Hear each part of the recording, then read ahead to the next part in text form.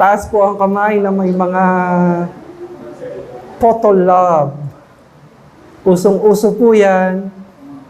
Maganda ka na, lalo ka pang gaganda. Ano ba naman yan? Pero alam nyo, sa totoo lang, iniisip ko, no, ang daming nagpapa-photo love para gumanda, maging slim, kuminis. Ang naiisip ko, mga kapatid, sa mata po ng Panginoon, maganda na po tayo at gwapo. Pakisabi nga sa katabi mo, sa mata ng Diyos, ikaw ang pinakamaganda, ikaw na ang pinakagwapo na kanyang nilalang. Puri ng Diyos. At pagkatapos po ng buhay natin dito sa mundong ito, pag tayo humarap sa Panginoon, bibigyan tayo ng Panginoon ng pinakamaganda at pinakamahusay na photo lab. Permanente na yan. Gagawin kanyang kawangis niya, perfect body, hindi na mamamatay, hindi na magkakasakit, wala ng cancer. Ayan po yung sinasabi sa Biblia na glorified body.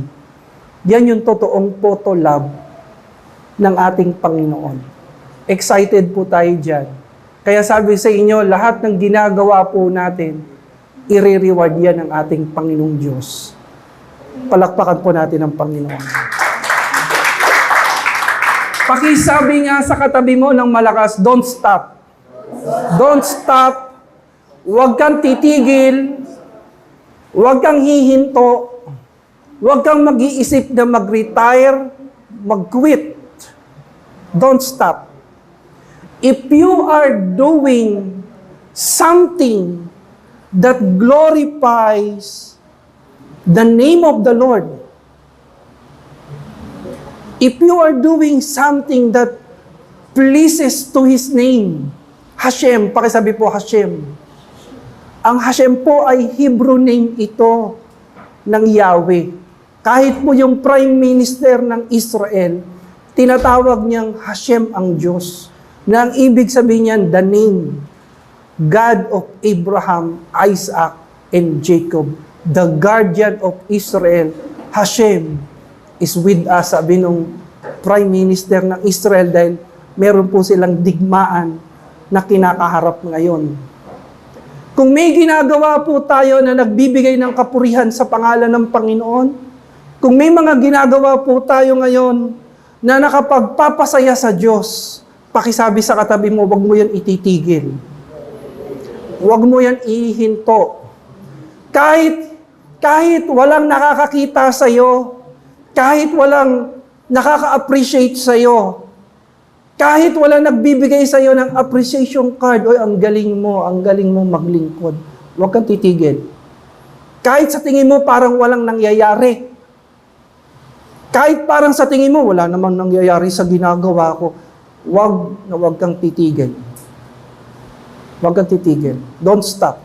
Dahil ang sabi po ng salita ng Diyos, your labor in the Lord will not be in vain.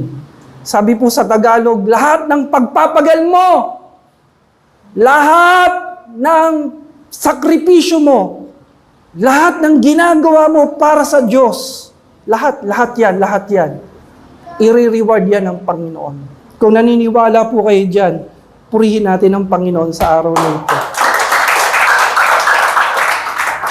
Tapos kakambyo tayo saglit. Pero, pakisabi po, pero kung may ginagawa ka na hindi nakakapagbigay lugod sa Panginoon, kung may ginagawa tayo na salungat sa Word of God, nilalabag natin ang salita ng Diyos, niyuyurakan natin ang salita ng Diyos, kung may ginagawa tayo na nakakasakit sa puso ng Panginoon, we need to stop.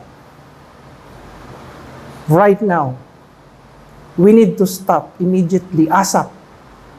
As soon as possible. Kinakailangan mo ihinto yun. Kasi nakakatakot yan. Nakakakilabot ang pwedeng mangyari sa atin. Ang sabi po ng salita ng Diyos sa John chapter 5, verse 14, stop sinning, sabi ni Jesus Christ, or else something worse might happen to you. Marami pong mga Kristiyano ngayon wala ng respeto sa Diyos. Maraming mga Kristiyano ngayon wala ng banal na takot sa Diyos. Hindi ba sila natatakot mag-isip, gumawa ng kasalanan? Parang wala ng takot. Pero ang sabi ng Panginoon diyan, stop sinning or else something worse. Di ba may mga nangyayari sa ating mga problema? Sino pong mga nakakaranas dito ng parang may mga problema, pangit na pangyayari? Ang sabi ng Panginoon, huminto ka sa pagkakasala kasi mas worse pa yung pwede mong maranasan. Something worse might happen to you. Napaka-prophetic po niyan. It shall come to pass. Hindi po natutulog ang Diyos. Hindi po bulag ang Diyos. Ano mang ginagawa natin publicly na hindi nakakapagbigay lugod sa Panginoon, pakisiko yung katabi mo, tigil mo na yun. Delikado ka dyan. Ano mang ginagawa natin sa social media na hindi nakakapagbigay sa Panginoon ng kaluguran, o ano mang ginagawa natin ng palihim, patago sa dilim, may ginagawa tayo na something na parang hindi nakakapag-glorify sa Panginoon, we need to stop right now. Dahil nakakatakot, nakakakilabot, yung pwede pong mangyari sa atin. Ang salita ng Diyos, balanse po yan. Ang sabi diyan, don't stop sa mga paglilingkod na ginagawa mo, sa pag-church mo every Sunday, don't stop. Sa paglilid mo ng worship, sa paggamit mo ng iyong buhay, talento, paglilingkod, huwag mo ihinto yan kasi walang sayang dyan. Walang sayang dyan. I-reward ka ng Panginoon dyan. Sa isang banda naman, kung may ginagawa tayo na hindi tama, hindi wasto sa harapan niya, we need to stop. Kasi may resulta yan. May effect yan. Hallelujah. Meron pong mga tao nagsasabi, ay, hindi naman totoo yan. Kapag gumawa ka ng kasalanan, nagkukulang ka palagi sa Diyos, binabiolate mo salita ng Diyos, wala namang effect yan. Pero tingnan niyo po ang salita ng Panginoon. Ano pong sabi dyan sa next page? Basahin po natin ang malakas. Hebreo 10:31, kakilakilabot ang mahulog sa kamay po ng Diyos. Nakakakilabot. Delikado po. Mahirap po yan. May totoo pong parusa ang Diyos. May totoong curse. Yung iba ayaw ng salitang curse. Oy, huwag ka magsalita ng curse. Hindi na tayo under the curse. We are now under the grace of God. Ayaw nila ng mga curse, pero nakalagay sa Bible yan. You are cursed with a curse, sabi sa Malakay chapter 3. Hindi mo pwedeng i-edit o alisin sa Biblia. Sa Bible may nakalagay na pagpalo, chastisement, consequence. Sa Bible may tinatawag na kung anong tinanim mo, aanihin mo. Sa Bible may sinasabing kaparusahan. Sa Bible may sinasabing bunga ng kasalanan. Meron po yan sa salita po ng Diyos. Ang sabi po ng salita ng Diyos, napakahirap na ipagpatuloy po natin yan. Sigurado may palo po yan. Ano pong sabi po ng next verse? Anong ibig ninyo, sabi ni Pablo, paririyan baga ako sa inyo na may panghampas o sa pag-ibig at sa espiritong ng kahinahunan? Sabi ni Pablo, anong gusto niyong gawin ko sa inyo? Kasi pasaway po yung mga tao dito, ayaw sumunod sa Panginoon, patuloy sila nagbabiolate sa Word of God. Ang sabi ni Paul, anong gusto ninyo? Magdala ako ng pamalo? O gusto nyo daanin natin sa usapan? Talagang tinatawag, may pagpalo talaga.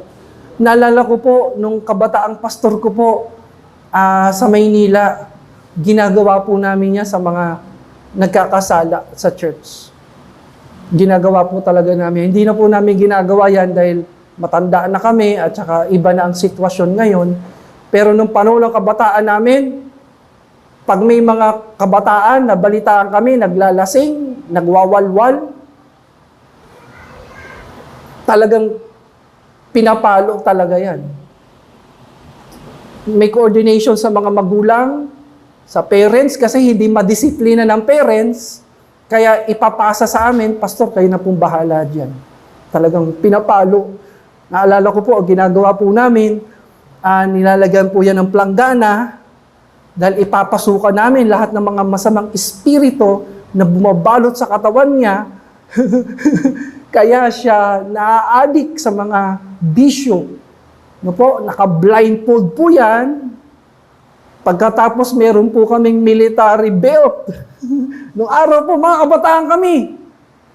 Kumbaga yung parang yung discipline sa prat, nadadala po namin doon. Kaya sasabihin namin, sige kapatid, ihingi mo lahat ng tawad sa Diyos. Lahat ng kasalanan mo. Talagang humingi ng tawad sa Panginoon. Pagpalo namin, pak! Lalong umiiyak. At maya-maya po, magugulat ka. Sumusuka ng mga bagay na hindi naman niya kinain. Saan galing yun? Mga foul odors. Mga something na hindi kinakain ng tao. Nagkakaroon ng deliverance. Amen. Ngayon, ayaw na po namin gawin yan. Ang gusto na po namin ay daanin sa pakiusap na lang yung mga kapatiran sa Word of God na baka pwede naman tayong sumunod at magpatuloy sa Panginoon. Amen. Amen. O gusto niyo mamamalo tayo? Ayoko na mamalo. May edad na po ako. Ang bagay na naisip ko, huwag mong daanin sa ganyan. Ang Diyos ang papalo dyan. Ang Diyos ang magtutuwid dyan. Kaya minsan, nung nandito na ako sa silang, nagpapastor, sabi sa akin, may nagsumbong, Pastor, yung asawa ko, hindi maalis ang paninigarilyo. Sigarilyo na sigarilyo. Akala niya, didisiplinahin ko ulit ng ganung pamamara. Sabi ko, hindi na. Huwag mo na rin siyang pagbawalang manigarilyo. Kakaiba yung approach ko, di ba? Huwag mo nang kagalitan. Huwag mo nang salitaan ng masama. Bakit ka naninigarilyo? Bakit ka umiinom? Huwag na. Hayaan mo na lang. Dahil balang araw, siya rin ang aayaw dyan. O, totoo nga po, mga kapatid. Kita ninyo po, paglipas ng ilang panahon, nagkakaroon ng sakit, nabubulok yung lalamunan, nabubulok yung pong atay. Sasabihin ng doktor, bawal ka na dyan, bawal ka na sa alak, bawal ka na sa sigarilyo. At babalik ngayon sa akin yung nagpa-counsel at sasabihin ko, ayan na, nandyan na ang palo ng Panginoon. Mahal po kayo ng Diyos, kaya ko kayo tinutuwid, magbagong buhay na kayo. Amen! Pakisabi nga sa katabi mo, magbago ka na nga. Bago ka na. Kasi hindi na tayo pabata. Hindi na tayo pabata. Growing na tayo, nagmamatured na tayo.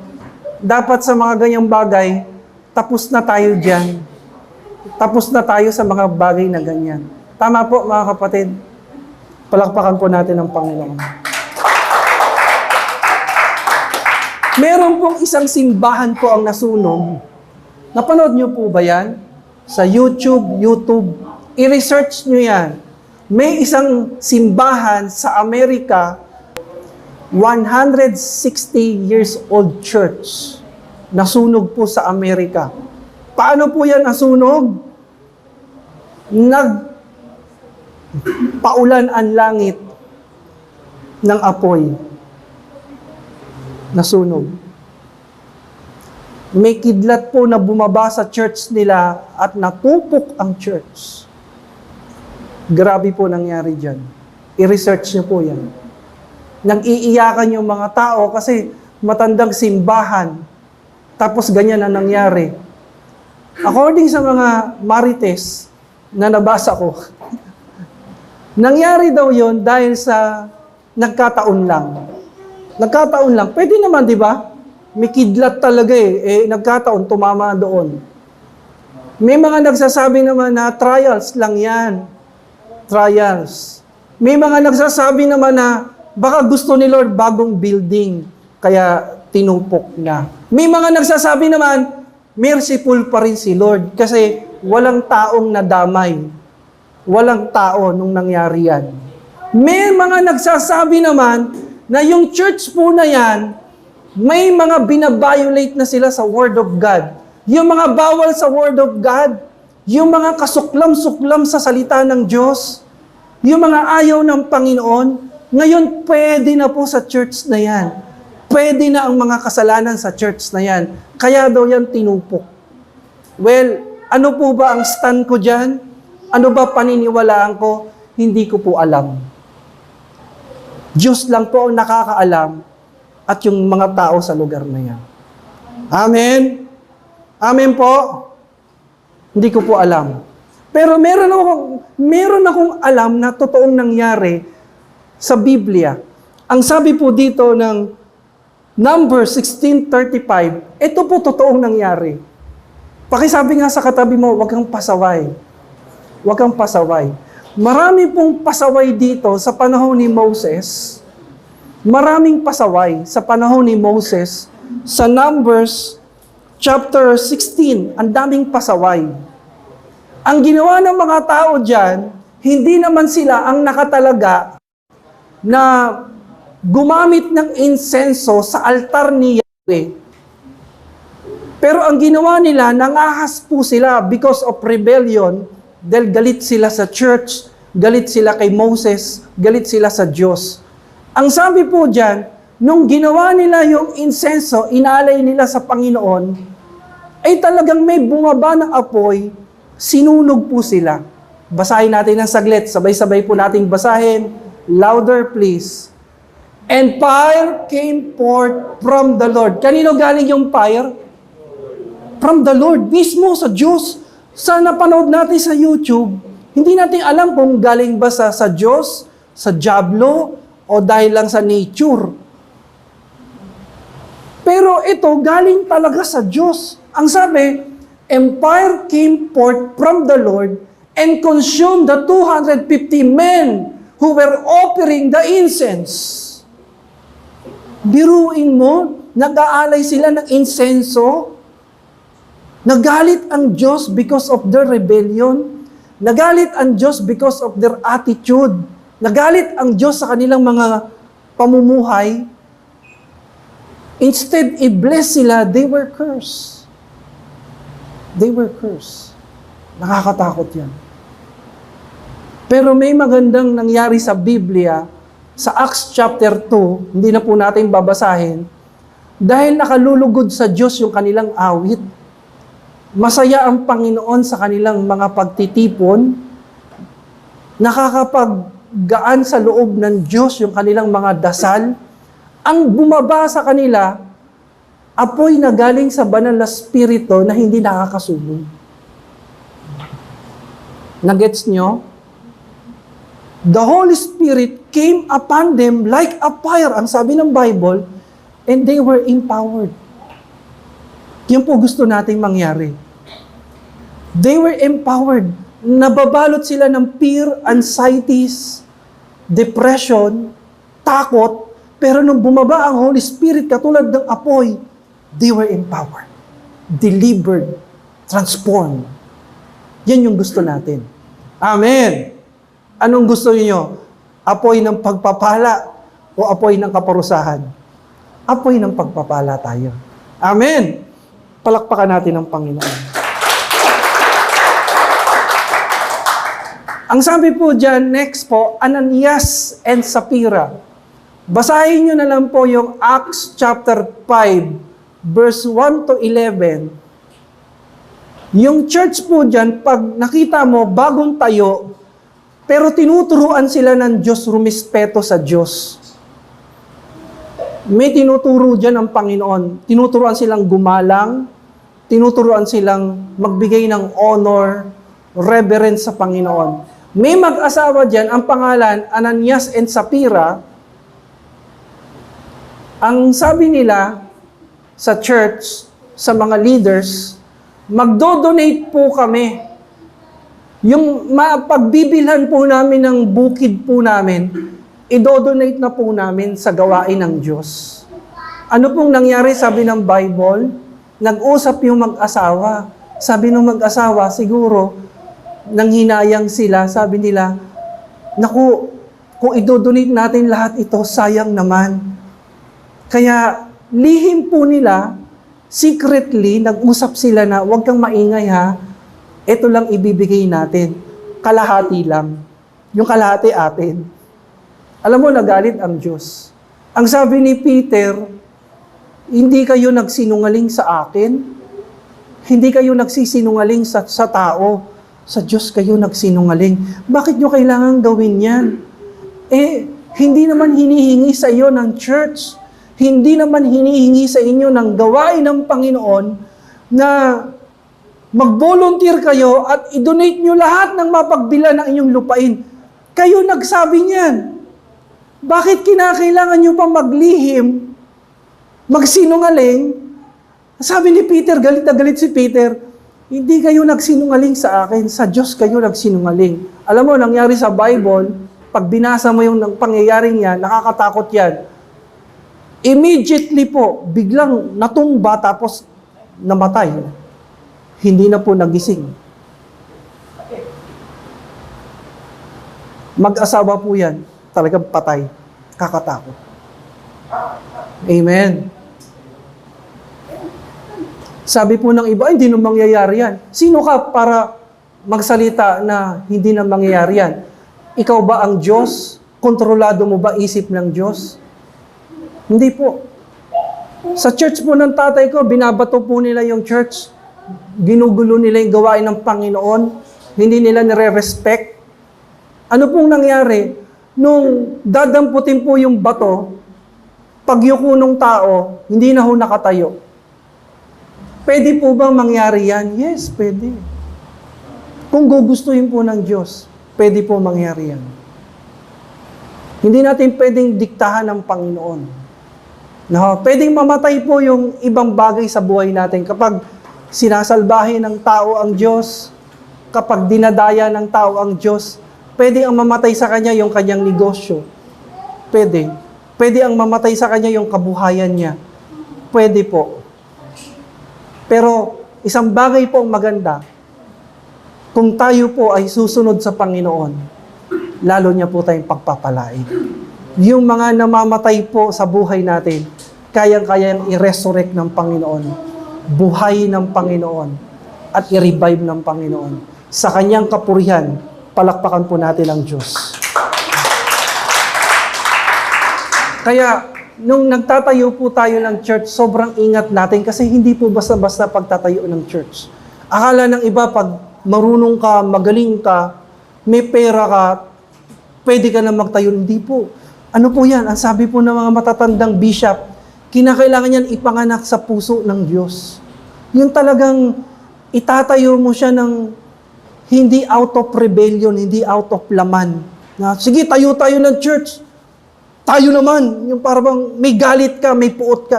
May ano yan, may curse po yan. May kaparusahan yan. Maniwala po tayo. Kaya po nung nagtayo po tayo ng church, talagang pinagpe-pray po maigi yan. Hanggat maaari, wala tayong masasaktan na ibang tao. Hanggat maaari, wala tayong maaagrabyadong mga tao. Kasi ayaw natin magtayo ng church na kukuha tayo ng mga members sa ibang church na hahatiin natin. Yung iba po kasi nakakapagtayo ng church sa aspeto ng division.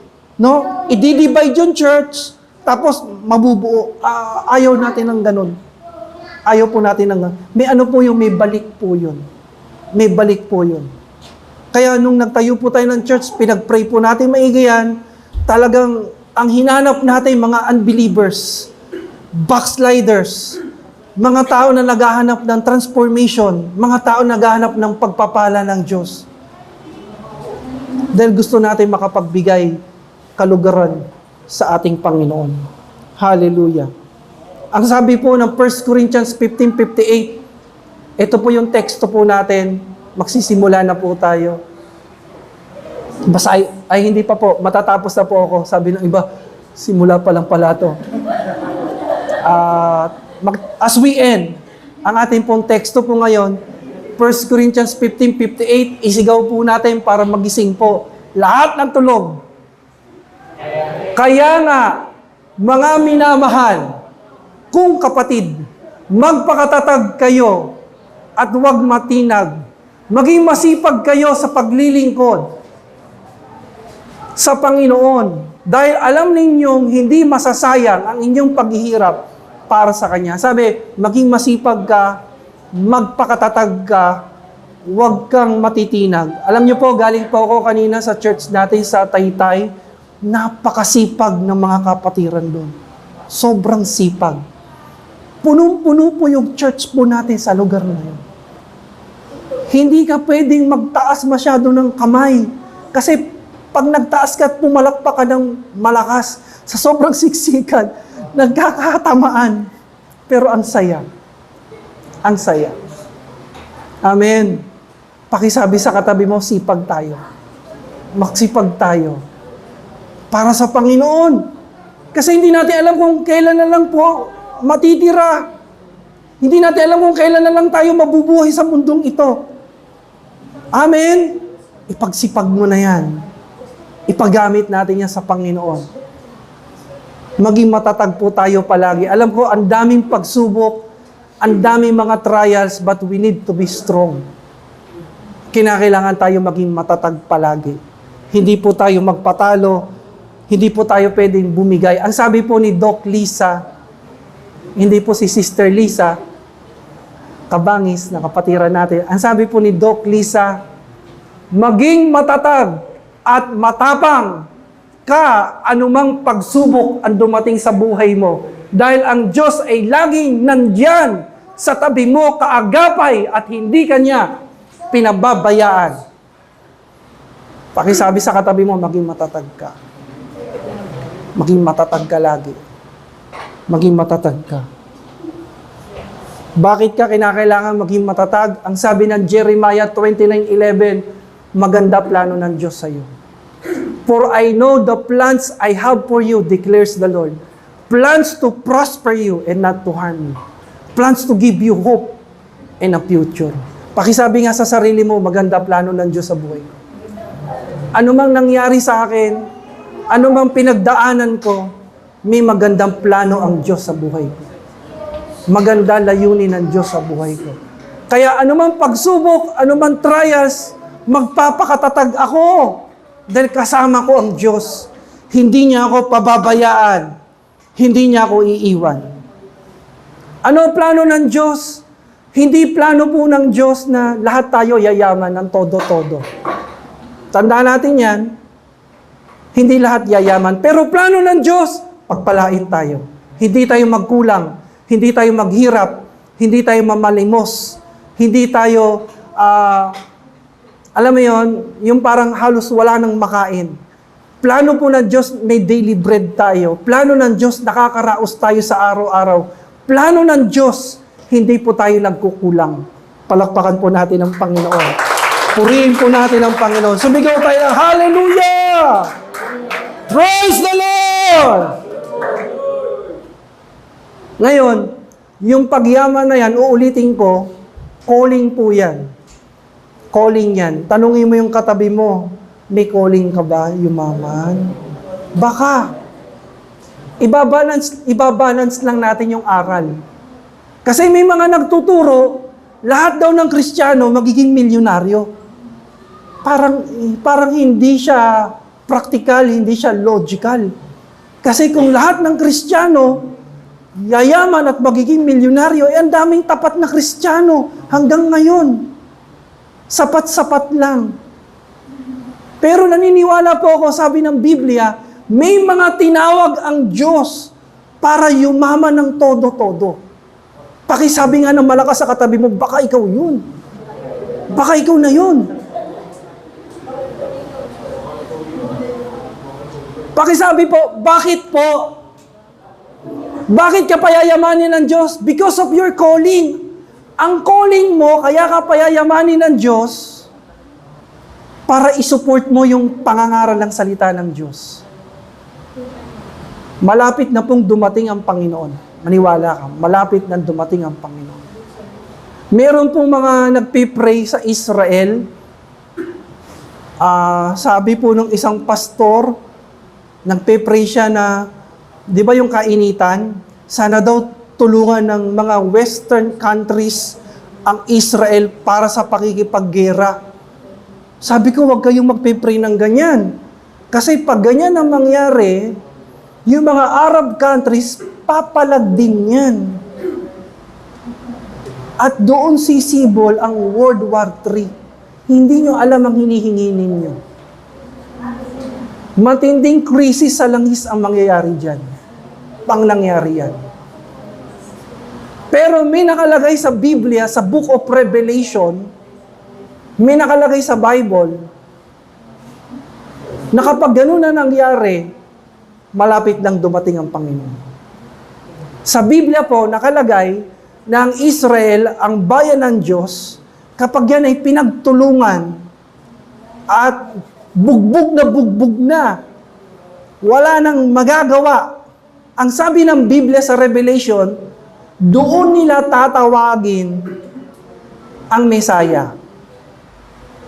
Doon nila tatawagin si Kristo. Dahil si Kristo sa kanila, anak lang ng karpintero, hindi nila nire-respeto si Kristo. Katulad ng pagrespeto natin. Katulad ng pagtanggap natin.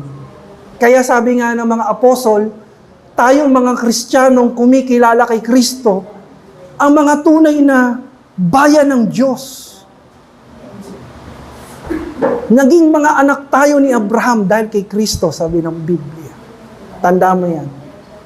Kaya kapag nangyari po yan, mga kapatid, yung Israel po, pag bugbog na yan at wala nang choice, wala nang magagawa, tatawag yan sa Panginoon. Pero ina-analyze ko ang Israel, mukhang magmamalaki pa rin yan. Kasi malakas po na bansa yan, kahit maliit po yan, advance po sila. Advance po sila sa military equipment. Parang, sabi ko, mukhang hindi tatawag to sa Diyos. Hindi ko alam ina-analyze ko yung sitwasyon nila. Amen po. Nais ko pong hilingin sa inyo na patuloy po natin yan ipanalangin sa Panginoon. Itaas po sa Panginoon. Hindi po kalooban po ng Diyos na mag-asawa ka ng mayaman. Taas nga ang kamay ng mga single. Lagay mo sa isip mo yan hindi kalooban ng Diyos na mag-asawa ka ng mayaman. Kaya wag kang tatarget ng gusto ko mayaman. Alisin mo yan, hindi sa Panginoon yan. Hindi kalooban ng Diyos mag-asawa ka ng mayaman, gwapo, mabango. Sabi kasi ng kausap ko, dagdag mo naman, pastor, mabango. Hindi kalooban ng Diyos yan. Ang sabi ng Biblia, do not equally yoke to the unbelievers. Yan ang kalooban ng Diyos. Kalooban ng Diyos, mag-asawa ka ng God-fearing man, God-fearing woman. That's it. That's the will of God for you. Yan ang kalooban ng Diyos. Ang hanapin mo, yung lalaki at babae na may takot sa Diyos. Yan ang kalooban ng Diyos. Sino po dito natagpuan niya na yung kalooban ng Diyos? Sino po dito hinahanap pa rin niya? Sino po nagsasabi na, nandito lang, pastor. Nandito po. Nararamdaman ko.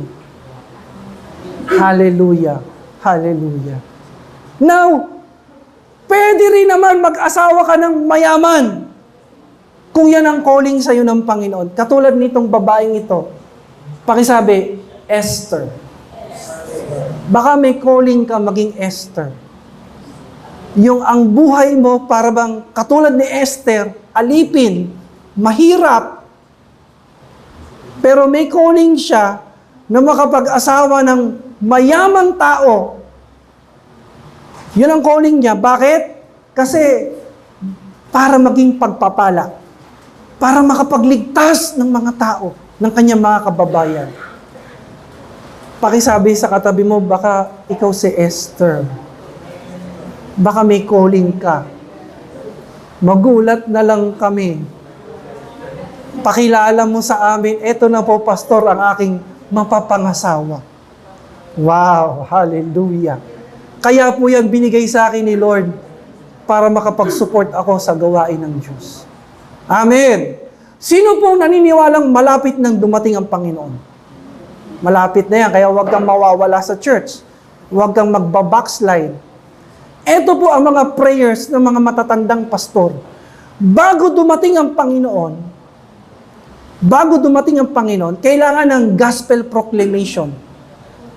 Lagi nilang kiniklaim yung Proverbs 13:32. The wealth of the wicked will be transferred to the righteous. Ang ibig sabihin niyan, bago dumating ang Panginoon, yung kayamanan ng mga taga-sanlibutan, di ba puro taga-sanlibutan ang mayayaman? Tingnan mo, lahat ng mayayaman, puro mga unbelievers. Puro unbelievers. Pero ang sabi po ng panalangin ng mga matatandang pastor, bago dumating ang Panginoon, payayamanin niya yung mga righteous, yung mga believers, yung mga taong may takot sa Diyos. Bakit? For gospel proclamation. Kaya wag mo kakalimutan yan, kapatid. Dahil kapag kinalimutan mo yan, yung calling na yan, pagharap mo sa judgment day, mananagot ka sa Panginoon. Sasabihin sa iyo ni Lord, pinagyaman kita, pinag-asawa kita ng bilyonaryo, Esther! Ano na nangyari sa iyo? Panay travel mo! Nakalimutan mo na ako! Hindi ka nakasupport sa gospel proclamation. Nakakalungkot yun. Pero ang mga taga-FJFM family, doktrinado po tayo dyan. Alam natin, we are blessed to be a blessing. Amen! Sino po dito nangangako, nagkukumit, na kapag pinagpala ka ng Panginoon, magiging pagpapala ka? Taas po natin ang ating kamay. Hallelujah! Ang daming kamay, oh. Pwede po ba ipalakpak natin ang mga kamay na yan sa Panginoon? Yung malakas, yung pinakamalakas, yung may kasamang sigaw ng pagpupuri, pasasalamat sa Panginoon. Hallelujah! Hashem! We glorify your name! We worship you, God of Abraham, Isaac, and Jacob. Bless your people. Ang sabi po dito sa Genesis, paborito nating verse, Genesis chapter 12:2, I will bless you so that you will be a blessing. You will be a blessing. Bago ko po yan kunin para sa atin, gusto po na natin munang ilatag yan sa Israel. Gusto muna natin yan i-quote sa kanila. Alam nyo, ang mga pastor ngayon, pag nakikipaggera ang Israel, ang mga my day nila puro Israel flag. Laging ganun, Israel flag. Parang nakikita ko bias. Hindi nagbabasa ng history, hindi nagbabasa ng Biblia talaga. Sa akin po, ayoko po ng ganun. Pag pinag-aralan po natin yung history niyan, maaawa ka sa mga taga-Palestines. Maaawa ka. Kaawa-awa po sila. Para maintindihan mo sila, ilagay mo yung shoes mo sa kanila. Ilagay mo yung sitwasyon mo sa kanila. Ilagay mo, mararamdaman mo yung awa. Yung habag. 1946, halos lahat nakatira dyan, puro Palestines. Mga 5-10% lang mga Jewish. May mga Christian din. Kaunti lang iniwan na po nila yung land na yan. Disyerto, walang pag-asa. Nangalat na po sila sa iba't ibang lugar sa Europe. 1946.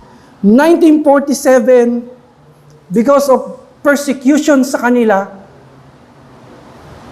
pinabalik sila sa Palestine. Hinati po ang Palestine. Para sa mga Hudyo, para sa mga taga-Palestine. Hati. Pero pag tinignan niyo po yung mapa, 1967 hanggang ngayon, unti-unti, pinapaalis nila yung mga Palestine. ng dahas, sa dahas po ito, sa dahas, mga dugo, mga talagang bumabaha. Unti-unti nilang kinuha at pinalitan nila ng mga Hebrew name yung mga lugar.